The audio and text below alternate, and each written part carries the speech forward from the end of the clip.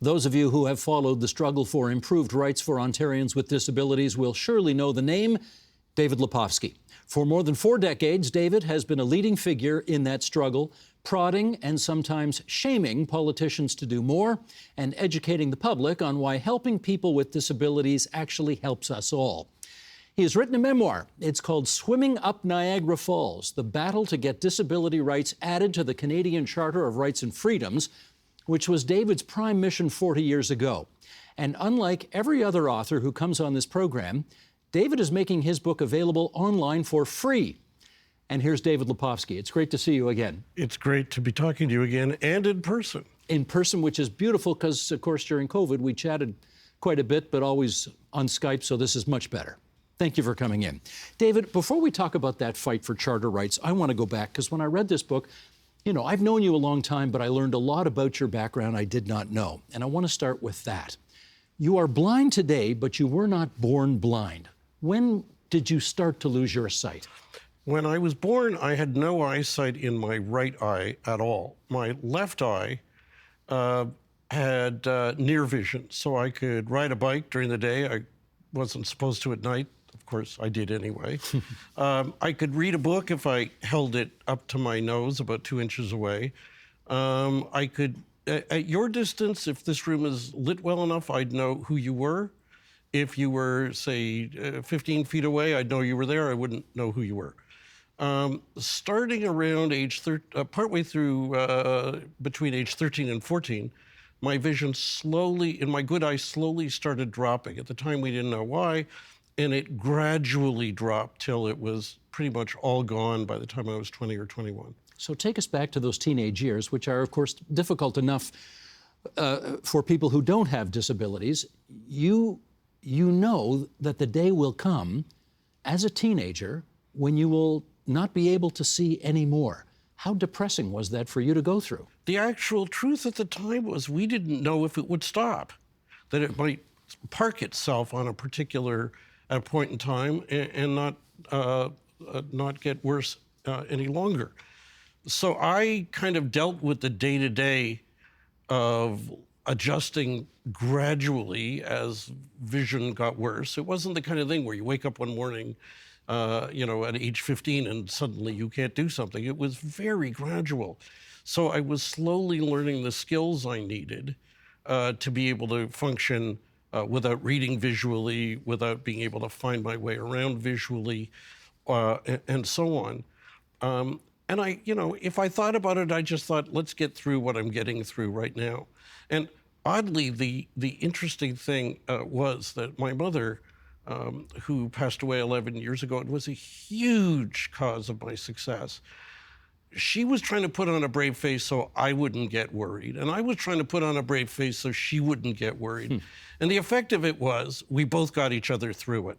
This is a love letter in many ways to her, this book. She is really the hero, the biggest hero of your story, don't you agree? Well, one of the things I learned from it, and I've shared since, is how parents of kids with disabilities are the pivotal person, both to get you to move forward and not let anything hold you back, and also to tackle barriers for you until you're ready, old enough and ready to tackle them yourselves. Let me pluck a quote from the book here where you say, "I had years to gradually adjust to vision loss.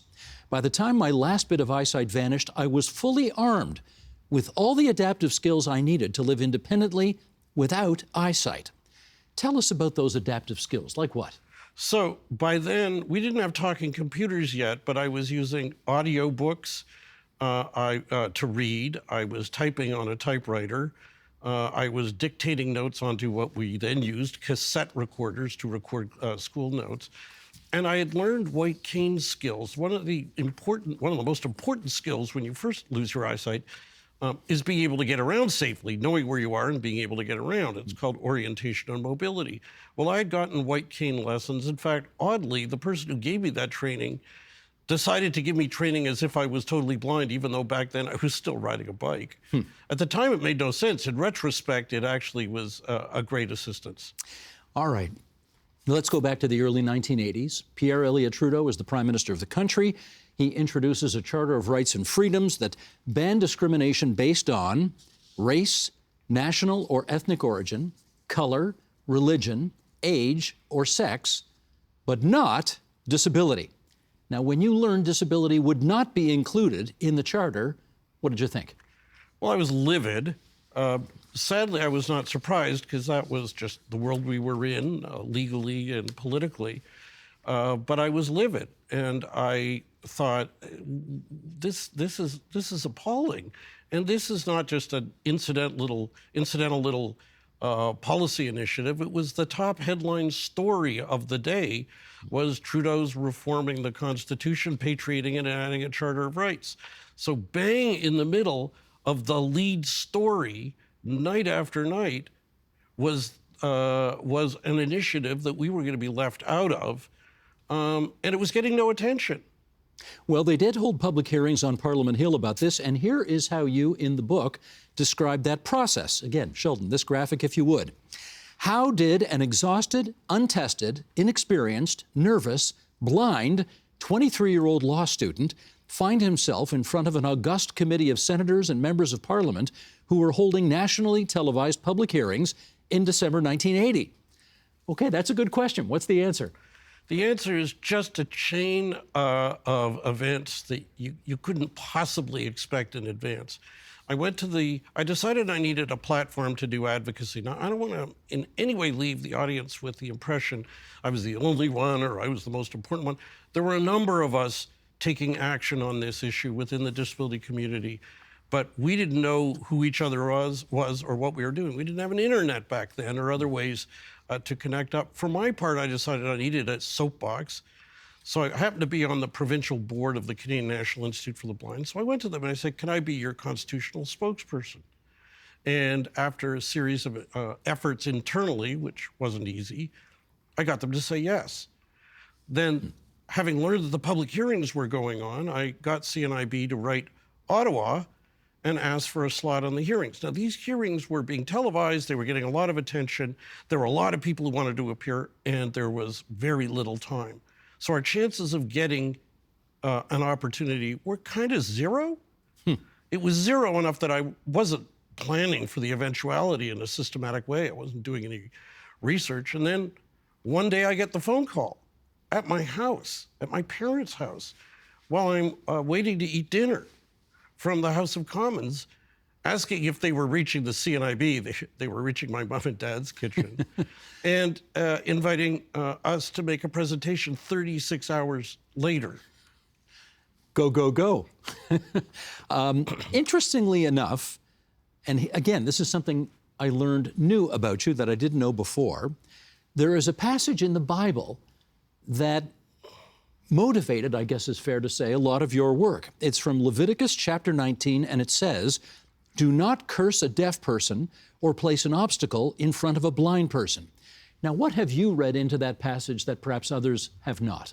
Well, the reason I knew that passage is because I'm Jewish. When I was 13, I had my bar mitzvah. I was called to read in Hebrew in front of my congregation from the Torah. And that was part of the passage I read, which at the time, when I'm 13, I was low vision. I had no idea I was going to be blind later. I had no idea I was going to do advocacy on this. But it actually defined everything I've done since, because what it really means is do not create barriers that impede people with disabilities. And equality is all about achieving a barrier-free society in which people with disabilities can fully participate, because the biggest challenge we face is not our disabilities, it's the barriers that impede us from participating because of those disabilities. Get rid of the barriers, and we have a full opportunity to equally participate based on our merit. The politicians on Parliament Hill debate the Charter. It is front page news all over the place. And then somebody, a Conservative MP, actually proposes an amendment to put disability rights into the Charter. Who was that Conservative MP? That was David Crombie, former mayor of Toronto. Now, if I was doing what I do now as a volunteer disability rights advocate, I would have been on the phone to members of the committee after the hearings and doing what I could to try to persuade them and their staff. I'd never spoken to him other than as one of the members of the committee. And we didn't know till the day of that it was actually going to pass. And again, I was just one of, there were 3 major disability organizations. The organization now known as Council of Canadians with Disabilities, the organization now known as Inclusion Canada, they had other names back then, had presented, and a number of people were doing advocacy efforts on Parliament Hill and in their parts of the country. They didn't know what I was doing. I didn't know what they were doing. In fact, I doubt any of us knew we were doing anything. Okay, but let me jump in here, because the guy you actually had to convince to do this was Jean Chrétien, who was the Minister of Justice and Attorney General of Canada, and it was his file, if you like, to get this through. How did you manage to change his mind to put disability rights into the Charter? The truth be known, we still don't know. I've got a whole chapter in the memoir where I try to piece together circumstantial evidence to figure it out, but we don't really know. What I've basically been able to figure out is the real opposition all along was coming from within the public service. Pardon me. The public service, I think, had been warning the government, oh, if you do this, it's going to create all these obligations. And the government was trying to get the 8 holdout provinces that had not agreed to the patriation of the Constitution to actually agree to it. And I gather there was some reluctance to add new rights if they already were facing that opposition. But in the end, I think what happened was Pierre Trudeau was trying to appeal to the public over the heads of the opposing provinces. And this issue had enough appeal on its own that it seemed to cause them to override the requests of their politicians, of the public service. In preparing the memoir, I found out so much I didn't know back then. I was able to read all the passages of the work of the parliamentary committee that was holding hearings. And what I found out from reading it is that the various presentations on disability, not just mine, but the others as well, landed enough of an impact that it led opposition members and even some government members to question the government, to question Chrétien, and put pressure of their own on to get the disability amendment to the Charter passed. Here was the next interesting thing about that. Despite the fact that you successfully, you meaning you plural, your groups, managed to get disability rights put into the Charter of Rights where they heretofore had not yet existed, it didn't get that much media attention at the time. And here's what you write in the book. Sheldon, if you would. The absence of disability in the news cycle reflects a failure of Ontario and Canada's major media outlets.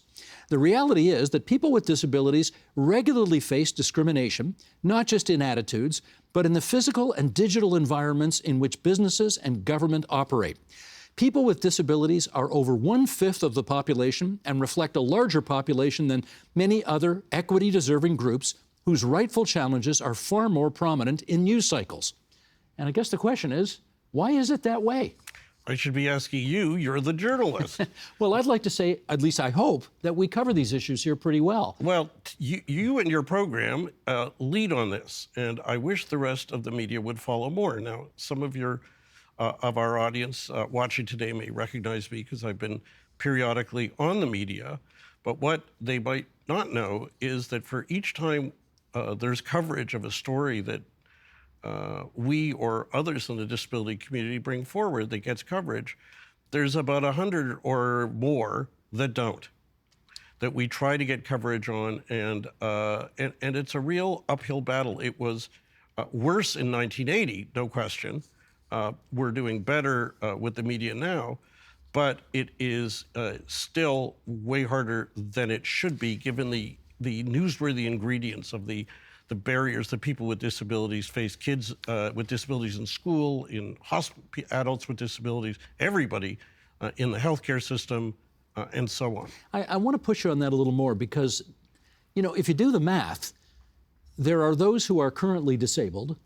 There are those of us who are going to be disabled someday, and there are those of us who know somebody who has a disability. I mean, if you add it up, that's darn near the whole population. So why don't these issues get more attention? Part of the advocacy that I and those in my coalition have been involved in for years is trying to drive the message home, not only to politicians, but the media, that people with disabilities are the weirdest minority of all, because we are the minority of everyone. Everyone has a disability now, gets one later, or has someone, as you said, who's near and dear to them who has a disability. And the barriers that hurt us hurt everyone. So it's, I fought a battle starting 30 years ago this month to get the Toronto Transit Commission to audibly announce all subway stops and later bus and streetcar stops. Nobody could believe that it would take a 13-year battle, including 2 lawsuits, to win that, because it's so obvious that it should be done. But that's what happened. The thing that's significant, and most of the feedback I've gotten from the public about winning it, is from sighted people who welcome those announcements, who are greater in number than the blind people who desperately depend on those announcements, because everybody likes it. What's done to help us helps and accommodate us ultimately benefits everyone. But this was, if we were fighting this battle today, I suspect we would have gotten a lot more media coverage than we did in 1980, but I still know that we would not get as much as the story warrants. How do you walk this very challenging tightrope of, on the one hand, wanting to pressure and or shame or embarrass politicians to do more, and yet not alienate them at the same time? Sometimes it's impossible. Part of it is being nonpartisan. I never endorse any parties, and the coalition that I happen to serve, the Accessibility for Ontarians with Disabilities Act Alliance, today I lead it. We don't endorse any parties. We will criticize when something is done poorly or not done at all that we need. But the other 2 things we will do, and do, is compliment and thank when things are done well. Now, sometimes that doesn't get as much media attention, unfortunately. But the other thing we do is we always come forward with constructive suggestions. It's not good enough to say it's unacceptable to have 1/3 students in our publicly funded school system facing so many unfair, inexcusable, eminently preventable barriers to their effective education. You need to come forward with an agenda on how to fix it, and how to fix it realistically and practically in a society that doesn't have unlimited funds for this.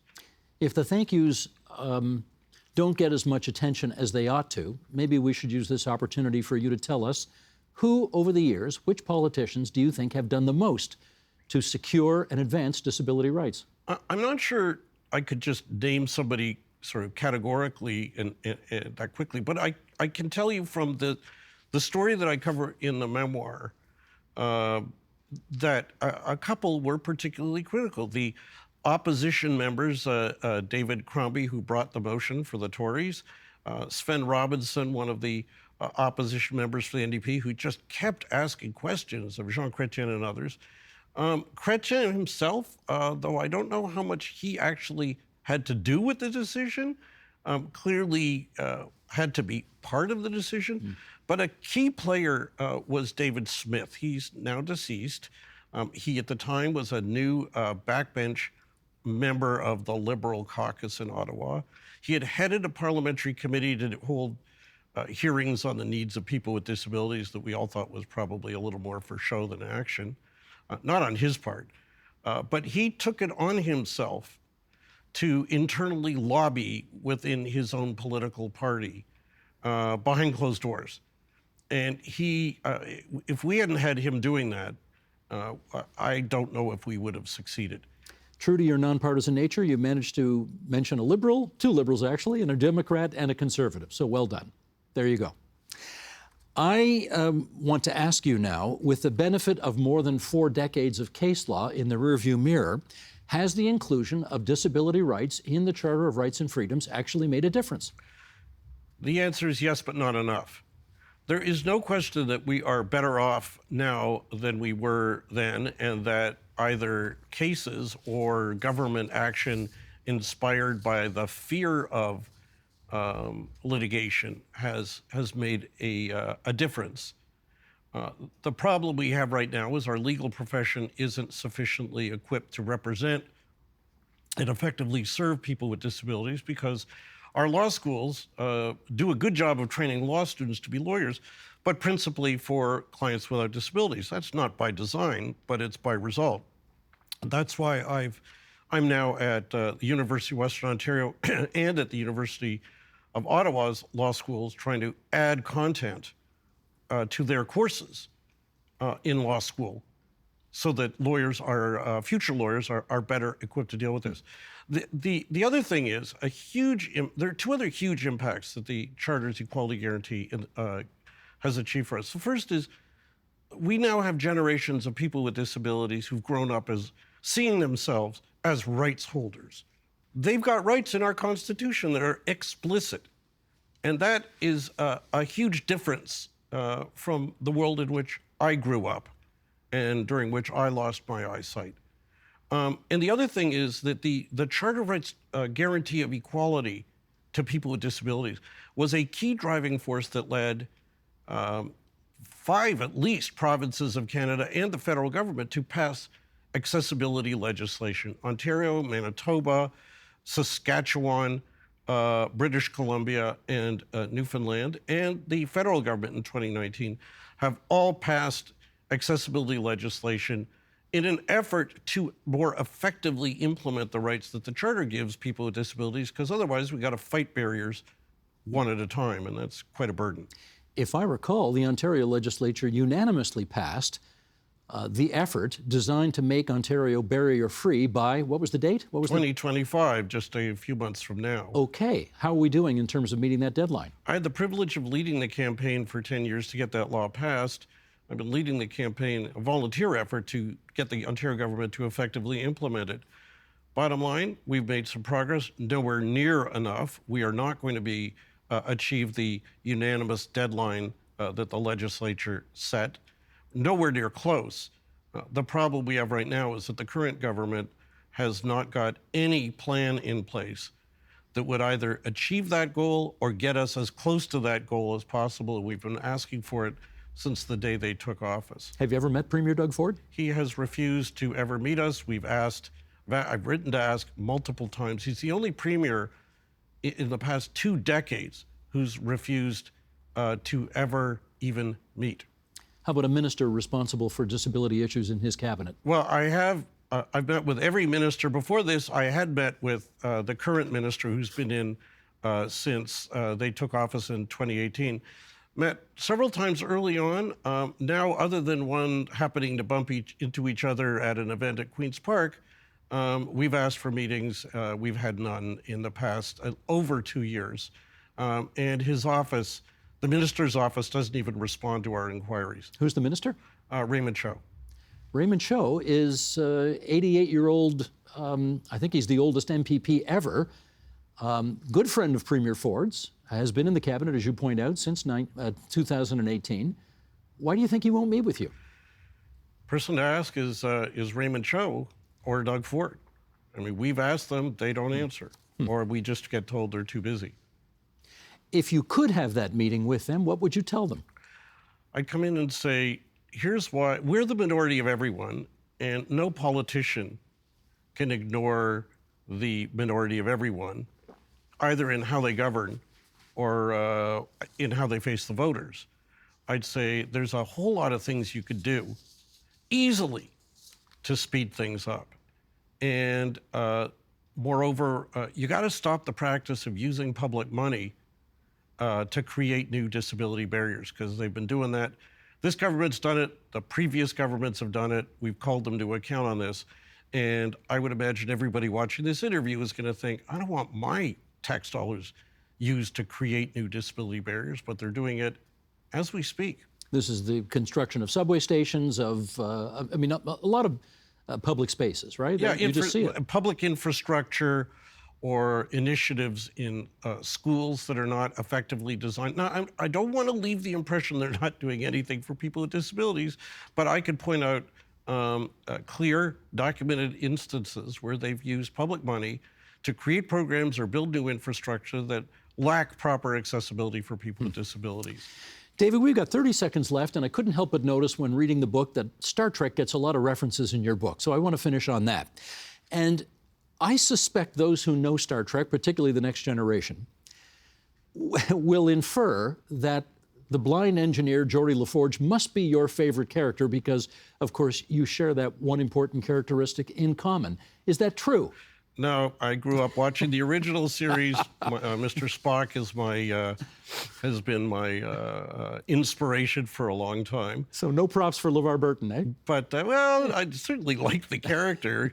But I want our viewers to also know the book is available for free. If you Google "Swimming Up Niagara Falls," you'll find a free download of it available.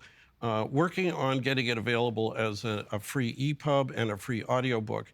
And if we can find a printer in Canada that will do print on demand, and again, I don't want to get a dime for this, that'll provide it at cost or that will provide it at a reasonable price. I want to make that available. So far, the only print on demand options we found are in the States, and the shipping charges are more than I think people should have to pay. If that's what we have to do, that's what we'll do. But I want to find something in the country. For anybody watching or listening, the gauntlet has been thrown down. David, shall I simply say live long and prosper, and we hope to see you again here soon. Peace and long life. Well done.